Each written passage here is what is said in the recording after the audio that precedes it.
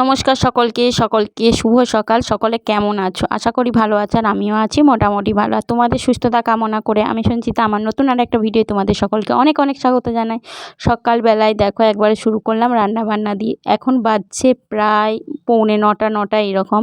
আমি অলরেডি শুরু করে দিয়েছি, আর সকাল থেকে ভিডিওটা কিন্তু শুরু করতে পারিনি, কারণ সকালের টাইমটা সব সময় শেয়ার করতে পারি না, কারণ খুবই ছুটাছুটি দৌড়াদৌড়ির মধ্য দিয়ে কাটে, তার জন্য শেয়ার করতে পারি না।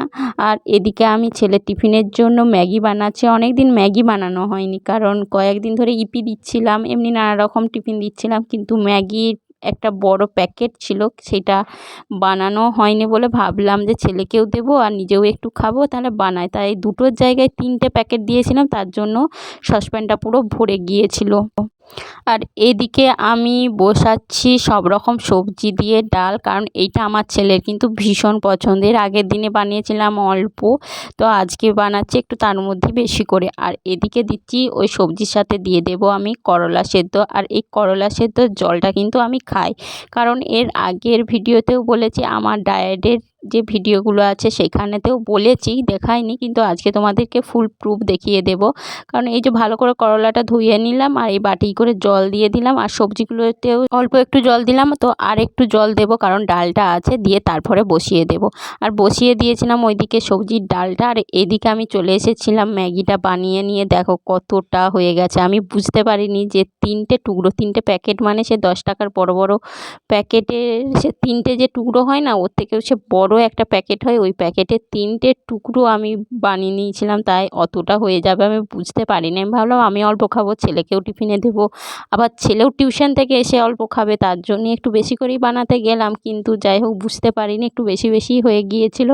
ছেলেও খুব একটা বেশি ভাত খেলো না টিফিনটা খাওয়ার পর, আর আমিও অতটা ম্যাগি খেয়েছিলাম, মানে আমারও আজকের খাবার পুরো একদম মাটি হয়ে গেল, দুপুরের খাবার আর কি। আর ছেলের জন্য স্কুলে টিফিনের জন্য রেডি করছিলাম, আর সেইটাতে কিন্তু আমাকে সস দিতেই হবে। সস না দিলে ছেলে কিন্তু একদম, ম্যাগি হোক ইপি হোক যাই হোক না কেন, ছেলে কিন্তু একদম খেতে চায় না। তার জন্য সস একদম মাস্ট দিতেই হবে, তার জন্য তার টিফিনে সস দিচ্ছিলাম, আর তার বাটিতেও যেটুকু দিয়ে রাখছিলাম আর কি, তাতেও সস মিশিয়ে দিচ্ছিলাম।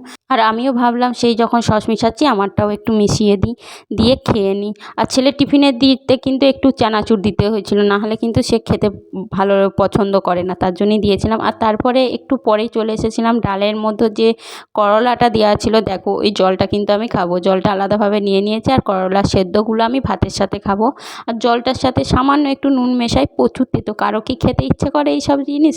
অবশ্যই সবারই ভালো জিনিসে খেতে ইচ্ছে করে, কিন্তু এইটা খেলে যেমন তোমার উপকারও হয়, সেরকম শরীরের পক্ষেও ভালো, তার জন্যই খাই, কিন্তু খেতে তো একদমই ইচ্ছা করে না, কারণ কম বেশি প্রত্যেকেরই করলাটাই খেতে ইচ্ছে করে না। নিম পাতা করলা, সেখানে করলা সেদ্ধ জলটা খেতে কি ইচ্ছা করে? যাই হোক কষ্ট করে হলেও খেয়েছি, খেয়ে জল খেয়ে নিলাম, একটু কুলকুচো করে নিলাম।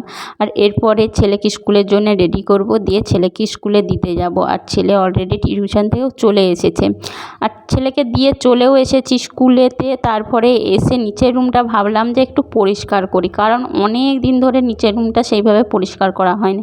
মা ঠাকুমা ঝাঁট দেয় মোটামুটি, তো পরিষ্কার করে, কিন্তু ওনারা তার চারিদিক ঝেড়ে ভালোভাবে অত করে তো করেন না, সেই সামনেটুকু যেটুকু ফাঁকা থাকে আর কি ঝাঁটিয়ে পরিষ্কার করে দেয়। আর আমি হলে সমস্ত জিনিস সরিয়ে বাগানো ঝাঁটানো সমস্ত কিছু করি, তার জন্যই ভাবলাম বেশ অনেক দিন হয়ে গেল রুমটা সুতো আর কি, সেলাইয়ের সুতো টুতো চারদিকে একদম জমা হয়ে আছে, সেগুলো একটু বাগাই পরিষ্কার করি, আর ঝাঁটটাও ভালো করে দিই। আর বেশ কয়েকদিন মোছাও হয়নি, কারণ এই রুমটা যেহেতু খুব একটা ইউজ হয় না, সেহেতু সব কিছু পোছাও হয় না, ঠিকঠাকভাবে ঝাড়াও হয় না, তার জন্যই মাঝেই যতটা সময় হয় আর কি, যখন আমার সময় হয় তখন কিন্তু এগুলো করে থাকি আমি।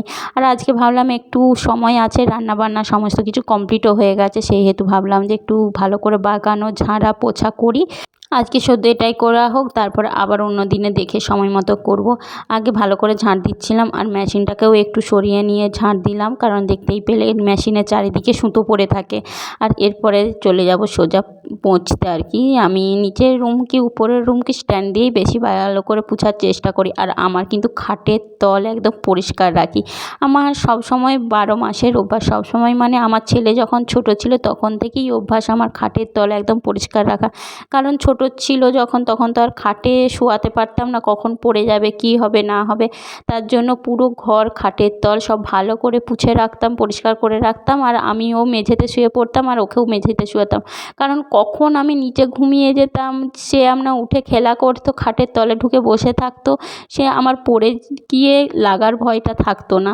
তার জন্যে সেই থেকেই আমার অভ্যাস যে পুরো একদম খাটের তল পরিষ্কার করে রাখবো, পুরো রুমটাকে আর কি যখন পুছবো পরিষ্কার করে পুছবো, আর খাটের তলকেও পরিষ্কার করে রাখবো। এরকম একটা আমার তখন থেকেই অভ্যাস হয়ে আছে, তাই এখনও সেই অভ্যাসটা আর যায়নি। এখন ছেলে যদিও বড় হয়ে গেছে, তার জন্য খাটের তলটাকেও ভালো করে পরিষ্কার করে পুছে নিচ্ছিলাম। আর ধারে ধারে দুটো একটা হয়তো জিনিস আছে, হয়তো গানে একটা দুটো জিনিস আছে, যেমন হেলমেট রাখা আছে, ছেলের টিফিনের জন্য টুকিটাকি কিছু জিনিস রাখা আছে। যাই হোক, এরপরে আমি সিঁড়িটা মুছতে যাব, তারপরে নিজে এখন স্নান করব।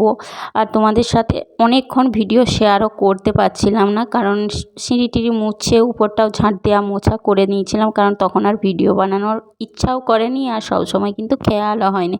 কারণ স্ট্যান্ডে লাগিয়ে লাগিয়ে ভিডিও বানাতে সবসময় কিন্তু ভালো লাগে না, আর পেরেও উঠি না। কেউ একটু ভালোভাবে ক্যামেরা ধরে দিলে কিন্তু ভিডিওটা দেখতেও সুন্দর হয় আর ভালোও লাগে, নিজেরও মনে হয় যে না একটু ভিডিও বানিয়ে দিল।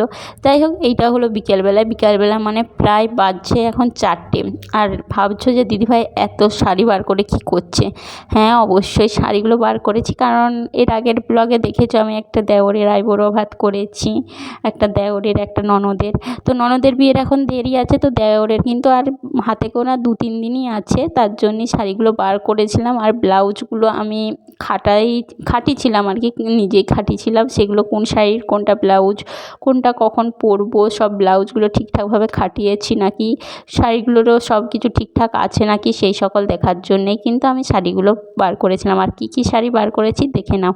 একটা জিনিস কি জানো তো, মেয়েদের কিছু জিনিসের শখ কিন্তু কোনো দিনও মেটে না, বিশেষ করে শাড়ি গয়নার শখ। এখনকার একটা ট্র্যাডিশনাল হয়ে গেছে আর কি, ট্রেন্ডিং যাকে বলে, যে একটা শাড়ি যদি একবার পরে নিই তারপরে কিন্তু আর পরা চলবে না। এইরকম এখন প্রায় কম বেশি প্রত্যেকেরই হয়ে গেছে, সেরকম আমারও মনে হয়।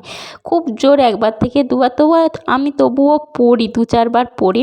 আর এই শাড়িটা যেটা দেখাচ্ছে এটা কিন্তু আমার ফুলসজ্জার শাড়ি, তোমাদের সাথে একটু শেয়ার করে দিলাম। তবে এটা ভাঁজ করা আছে, তার জন্য কিন্তু আমি ভাঁজটা আর খুললাম না, উল্টো দিকে ভাঁজটা করা আছে, কারণ স্টোনের কাজ করা আছে তার জন্যেই। আর এইদিকে দেখো একটা বেনারসি আছে, গায়ে হলুদে কি পরবো, দুটো মেঘলা আছে, কালো, এই কালো আর লালে এইটা মেঘলা, আর এই গোল্ডেন আর লালে এইটাও মেঘলা। এইটা কিন্তু একদম আসাম থেকে নিয়েছে, আর কালো লালের মেঘলাটা কিন্তু আমি অনলাইন নিয়েছিলাম। আর টুকিটাকি পরার মতো শাড়ি বার করেছে। আর এই সাইডে একটা ব্লাউজ আছে, এই শাড়িটা এখন এই কাছে নেই এই মুহূর্তে আর কি, ননদের কাছে আছে। যাই হোক, শাড়িগুলো একটু সব কিছু ঠিকঠাক করে, শাড়ি ব্লাউজ ঠিকঠাক করে বাগিয়ে নিলাম, তারপরে বাগাতে গিয়েছিলাম। দেখো এইদিকে জামা কাপড় বলতে শীতের যে চাদর সোয়েটারগুলো যেগুলো যা কেচেছিলাম সেগুলোই ভাবলাম যে গুছিয়ে বাগিয়ে রেখে দিই, কারণ এরপর বিয়েবাড়ির জন্যে শাড়ি বেরোবে, জিনিস বেরোবে, আরও ছেলের জিনিস বেরোবে, তাহলে তো মানে কোনো কিছু রাখারই জায়গা পাবো না। তার জন্য এইগুলোই আগে থেকে বাগিয়ে গুছিয়ে রেখে দিচ্ছি, না হলে আবার তখন আবার সময়ও করে উঠতে পারবো না। যেহেতু কেচে নিয়েছি, পরিষ্কার করে নিয়েছি, সেহেতু পরে থাকলে কিন্তু এগুলো আবার ধুলো হয়ে যাবে, আবার নোংরা হয়ে যাবে। তার জন্যই ভাবলাম যে আগে ভাঁজ করে বাগিয়ে রাখি, তারপরে না হয় বক্সে ভরে রাখবো। তোমাদের দাদাভাইয়ের একটা বড় ট্রাঙ্ক আছে আর কি, ওখান থেকে নিয়ে এসেছিলো, ওইটাতেই আমি শীতের পোশাক টুকটাক ভরে রাখি। তারপরে অনেকক্ষণ ভিডিও বানাচ্ছিলাম না, একটুক্ষণ গিয়েছিলাম বাইরের দিকে, একটু কাজ ছিল সেই জন্যেই। আর দিয়ে এসে সন্ধ্যাবেলায় দেখো মায়ের শাড়িটা নিয়ে বসেছি। আজকে শুধু বিকাল থেকে শাড়ি নিয়েই বসেছি। হয়তো ভাবছো যে দিদিভাই এত শাড়ি নিয়ে বসছে কেন। যাই হোক, এত শাড়ি বলতে এই যে বললামই তো বিয়েবাড়ির জন্যই। আর মায়ের শাড়িটার ব্লাউজ পিসটা মা বলেছে আমি করাবো না, বা আমার প্রয়োজন নেই, তুমি যদি পারো তো তোমার মতো করিয়ে নিবে। আর আমি টুকিটাকি জানি, সেহেতু নিজের মতো দেখবো, এখন চেষ্টা করব করার। আর মায়ের শাড়ির ব্লাউজ পিসটা কেটে আর দুদিকটা কেটে ভাবলাম যে একটু ভালো করে সেলাই করে দিই, না হলে তো সে সুতো খুলে খুলে চলে যাবে। আর আমার নর্মাল মেশিনেতেই সেলাই করি। আর এইখানে এই কম্বলটার উপরেই মিললাম, কারণ কারণ কম্বলটার উপর মিললাম বলতে কম্বলটা না মিললে কিন্তু মেঝেটা খুব ঠান্ডা, তার জন্যই কম্বলটার উপরে মিললাম, তার জন্যই আস্তে আস্তে কাটতে হচ্ছিলো যদি কম্বলটায় লেগে যায় আর কি, সেই জন্যই ভয় ভয় করছিলাম। ব্লাউজ পিসটা কেটে নিয়েছি, এরপর আঁচলের দিকটা এই যে দেখো কাটবো, কেটে তারপরে কিন্তু আমি মেশিনে সেলাই করব। যাই হোক, ভিডিওটা আর বিশেষ কিছু বড় করছি না। শাড়িগুলো কেমন লাগলো জানিও, আর সকলে ভালো থেকো, সুস্থ থেকো। লাইক, কমেন্ট, শেয়ার, সাবস্ক্রাইব করে দিও ইউটিউব থেকে দেখে থাকলে, আর ফেসবুক থেকে দেখে থাকলে কিন্তু পেজটা ফলো করে দিও। আর সকলকে টাটা জানিয়ে আজকের ভিডিওটা শেষ করছি। সকলকে টাটা।